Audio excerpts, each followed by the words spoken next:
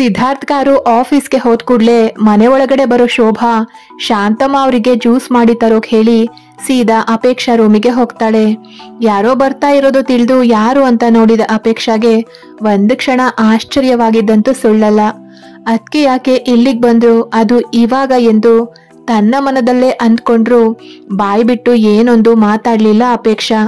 ತಾನು ಬಂದಿದ್ದನ್ನ ನೋಡಿಯೂ ಏನೊಂದು ಮಾತಾಡದೆ ಸುಮ್ಮನೆ ನಿಂತ ಅಪೇಕ್ಷಾಳನ್ನ ನೋಡಿದ ಶೋಭಾ ತಾನೇ ಮಾತಾಡೋಕೆ ಶುರು ಮಾಡಿದ್ಲು. ಆದ್ರೆ ಶೋಭಾ ಮಾತಿಗೆ ಗಮನ ಕೊಡದ ಅಪೇಕ್ಷಾ ನೀವ್ಯಾಕೆ ಇಲ್ಲಿಗೆ ಬಂದಿದ್ದು ಎಂದು ಪ್ರಶ್ನೆ ಮಾಡಿದ್ಲು.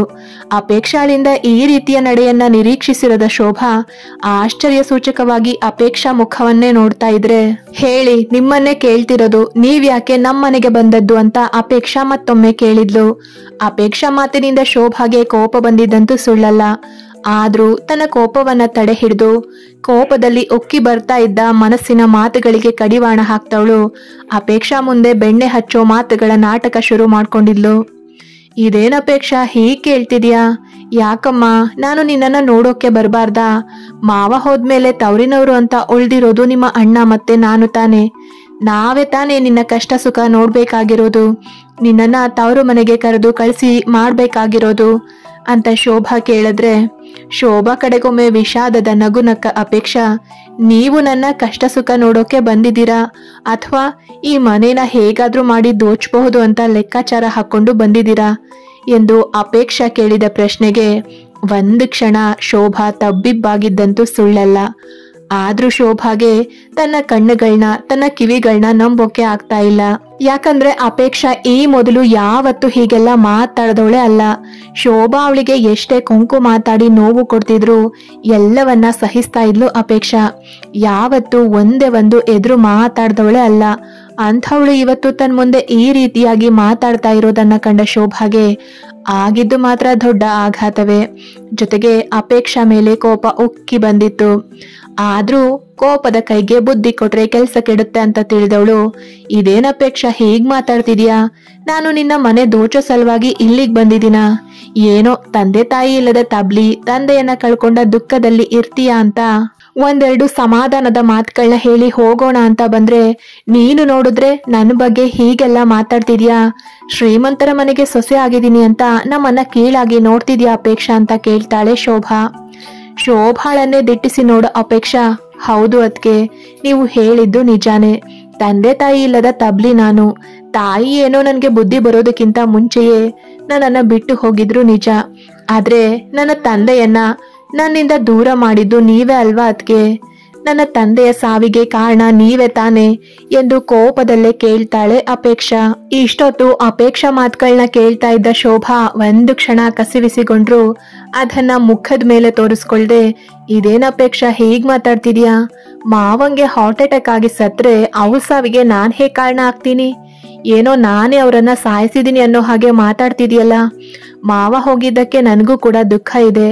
ಅವರು ಇಲ್ಲದೆ ಇರೋ ಮನೆಯಲ್ಲಿ ನಮಗೂ ಕೂಡ ಇರೋಕೆ ಕಷ್ಟ ಆಗ್ತಿದೆ.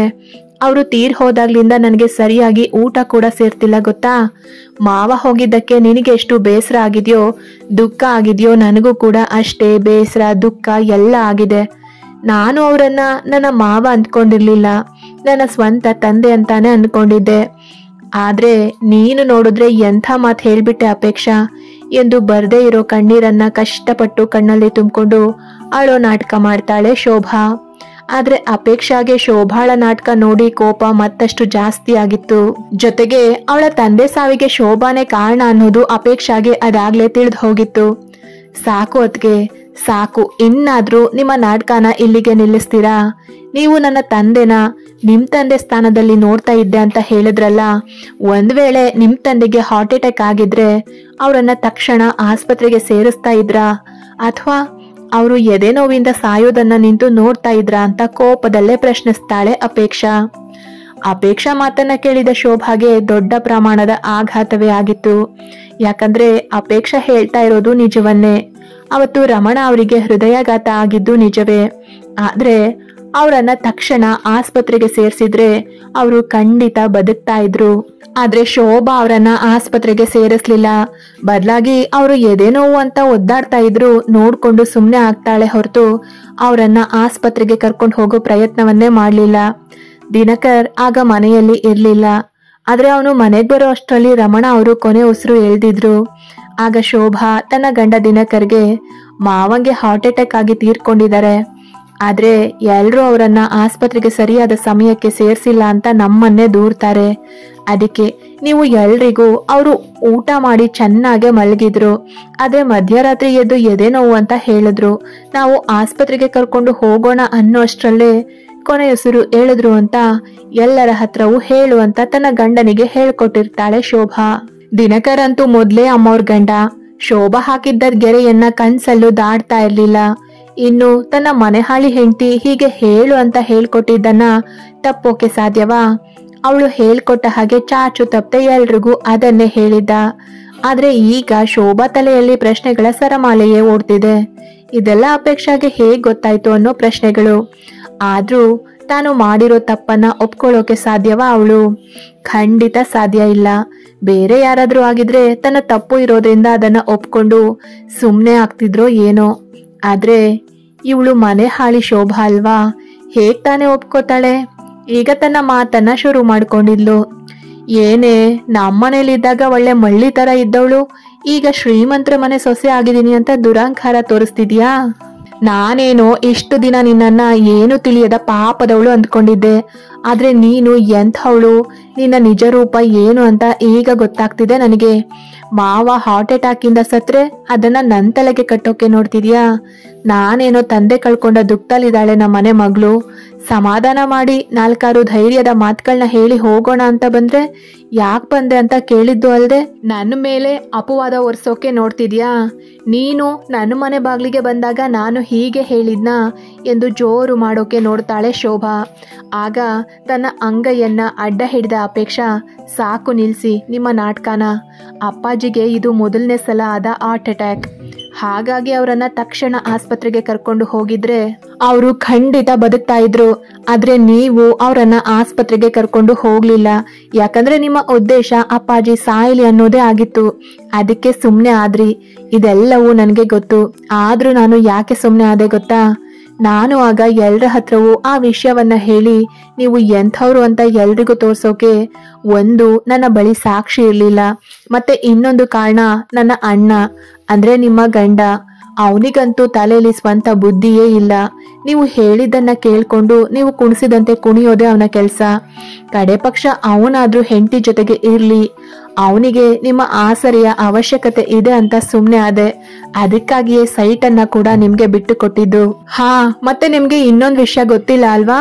ನೀವು ಇಷ್ಟು ದಿನ ನನ್ಗೆ ಎಷ್ಟೇ ಕೊಂಕು ಮಾತಾಡಿ ಹಿಂಸೆ ಕೊಟ್ರು ಸುಮ್ನೆ ಇರ್ತಾ ಇದ್ದಿದ್ದು ನನ್ಗೆ ಮಾತಾಡೋಕೆ ಬರೋದಿಲ್ಲ ಅಂತ, ಅಥವಾ ನಿಮ್ಮ ಮೇಲಿನ ಭಯದಿಂದ ಅಲ್ಲ. ಅಪ್ಪಾಜಿಯ ಮುಖ ನೋಡ್ಕೊಂಡು ಸುಮ್ನೆ ಆಗ್ತಾ ಇದ್ದೆ ಅಷ್ಟೇ. ಆದ್ರೆ ಈಗ ಅವರೇ ಇಲ್ದೆ ಹೋದ್ಮೇಲೆ ನೀವು ನಿಮ್ಮ ಸಂಬಂಧ ನನಗೆ ಯಾವುದು ಬೇಡ. ನನ್ನ ಗಂಡ ಅವತ್ತೇ ನಿಮ್ಗೆ ಸ್ಟ್ರಿಕ್ಟ್ ಆಗಿ ವಾರ್ನ್ ಕೂಡ ಮಾಡಿದ್ರು, ಮರ್ತ್ಬಿಟ್ರಿ ಅನ್ಸತ್ತೆ. ನಾನು ಒಂದೇ ಒಂದು ಮಾತು ನನ್ನ ಗಂಡನಿಗೆ ಹೇಳಿದ್ರೆ ನಿಮ್ಗೆ ಸರಿಯಾದ ಪಾಠವನ್ನೇ ಕಲಿಸ್ತಾರೆ. ಎಂಥ ಪಾಠ ಕಲಿಸ್ತಾರೆ ಅಂದ್ರೆ ನೀವು ಜೀವನ ಪೂರ್ತಿ ಅದನ್ನ ನೆನ್ಪಿಟ್ಕೊಳ್ಬೇಕು. ಅಂಥ ಪಾಠವನ್ನೇ ಕಲಿಸ್ತಾರೆ. ಮತ್ತೊಮ್ಮೆ ಇಲ್ಲಿಗೆ ಬರೋ ಪ್ರಯತ್ನ ಮಾಡಬೇಡಿ. ದಯವಿಟ್ಟು ಇಲ್ಲಿಂದ ಹೊರಟು ಹೋಗಿ. ಇನ್ಮುಂದೆ ನನಗೂ ನಿಮ್ಗೂ ಯಾವುದೇ ರೀತಿ ಸಂಬಂಧ ಇಲ್ಲ. ಮೊದ್ಲು ಇಲ್ಲಿಂದ ಹೋಗಿ ಅಂತ ಕಟುವಾಗಿ ನುಡಿದ ಅಪೇಕ್ಷಾ ತನ್ನ ಕಣ್ಣೀರನ್ನ ಒರೆಸ್ಕೊಳ್ತಾಳೆ. ಆಗ ಶೋಭಾ, ಹೋಗ್ತೀನಿ ಕಣೆ, ಹೋಗ್ತೀನಿ. ಶ್ರೀಮಂತರ ಮನೆಗೆ ಸೊಸೆಯಾಗಿ ಸೇರಿದ್ದೀನಿ ಅಂತ ದುರಹಂಕಾರ ಅಲ್ವಾ ನಿನಗೆ? ಅದೆಷ್ಟು ಮೆರಿತೀಯೋ ಮೆರಿ. ಸಮಯ ಯಾವಾಗ್ಲೂ ಹೀಗೆ ಇರೋಲ್ಲ. ನನಗೂ ಒಂದು ಒಳ್ಳೆ ಟೈಮ್ ಬರುತ್ತೆ, ಆಗ ನಿನ್ಗೆ ಉತ್ತರ ಕೊಡ್ತೀನಿ ಅಂತ ಅಲ್ಲಿಂದ ಬಂದ ದಾರಿಗೆ ಸುಂಕ ಇಲ್ಲ ಅಂತ ಹೋಗೋಕೆ ತಿರುಗ್ತಾಳೆ ಶೋಭಾ. ಅಷ್ಟರಲ್ಲಿ ಶಾಂತಮ್ಮ ಅವರು ಜ್ಯೂಸ್ ತಗೊಂಡು ಬಂದು ನಿಂತಿದ್ರು. ಒಂದು ಗ್ಲಾಸ್ ಜ್ಯೂಸ್ ಅನ್ನ ತಗೊಂಡ ಶೋಭಾ ಘಟಘಟನೆ ಕುಡಿದು ಅಲ್ಲಿಂದ ಹೋಗ್ತಾಳೆ. ಆದ್ರೆ ಅದಾಗಲೇ ಬಂದಿದ್ದ ಶಾಂತಮ್ಮ ಅವರು ಅವರಿಬ್ಬರ ಅಷ್ಟು ಮಾತುಗಳನ್ನ ಕೇಳಿಸ್ಕೊಂಡಿದ್ರು. ಅಪೇಕ್ಷಾ ಕಣ್ಣೀರು ಹಾಕ್ತಾ ಇದ್ರೆ ಶಾಂತಮ್ಮ ಅಪೇಕ್ಷಾಗೆ ಸಮಾಧಾನ ಮಾಡೋ ಪ್ರಯತ್ನ ಮಾಡಿದ್ರು. ಸ್ವಲ್ಪ ಹೊತ್ತು ಅತ್ತು ತನ್ನ ದುಃಖವನ್ನ ಕಡಿಮೆ ಮಾಡ್ಕೊಂಡ ಅಪೇಕ್ಷಾ ಸಮಯ ನೋಡಿದ್ರೆ ಅದಾಗ್ಲೇ 12:30 ಆಗಿತ್ತು. ಶೋಭಾ ಬಂದಿದ್ರಿಂದ ಅಪೇಕ್ಷಾ ಮೂಡೆಲ್ಲ ಹಾಳಾಗಿ ಹೋಗಿತ್ತು. ತನ್ನ ಪ್ರೀತಿಯ ಗಂಡನ ನೆನಪಾಗಿತ್ತು ಅಪೇಕ್ಷಾಗೆ. ಸಿದ್ಧಾರ್ಥ್ ಸ್ವಲ್ಪ ಹೊತ್ತಿಗೆ ಮುಂಚೆ ಆಫೀಸ್ಗೆ ಹೋಗಿದ್ರು ಕೂಡ ಅವನನ್ನ ನೋಡ್ಬೇಕು ಅಂತ ಅಪೇಕ್ಷಾ ಮನಸ್ಸು ಹಂಬಲಿಸ್ತಾ ಇತ್ತು. ಕೊನೆಗೆ ಶಾಂತಮ್ಮ ಅವರಿಗೆ, ಅಮ್ಮ ಇವತ್ತು ಸಿದ್ಧಾರ್ಥ್ ಆಫೀಸಿಗೆ ನಾನೇ ಊಟ ತೆಗೆದುಕೊಂಡು ಹೋಗ್ತೀನಿ, ನೀವು ಅಡಿಗೆಗೆ ರೆಡಿ ಮಾಡ್ಕೊಳ್ತಾ ಇರಿ, ನಾನು ಕೂಡ ಮುಖ ತೊಳ್ಕೊಂಡು ಬೇಗ ಬರ್ತೀನಿ ಅಂತ ಬಾತ್ರೂಮ್ಗೆ ಹೋಗ್ತಾಳೆ ಅಪೇಕ್ಷಾ. ಕತೆ ಮುಂದುವರಿಯುತ್ತೆ. ಯಾರೆಲ್ಲ ಸಬ್ಸ್ಕ್ರೈಬ್ ಮಾಡ್ಕೊಳ್ದೆ ಸ್ಟೋರಿ ಕೇಳ್ತಿದ್ದೀರಾ ದಯವಿಟ್ಟು ಸಬ್ಸ್ಕ್ರೈಬ್ ಮಾಡ್ಕೊಂಡು ಕತೆಗಳನ್ನ ಕೇಳಿ.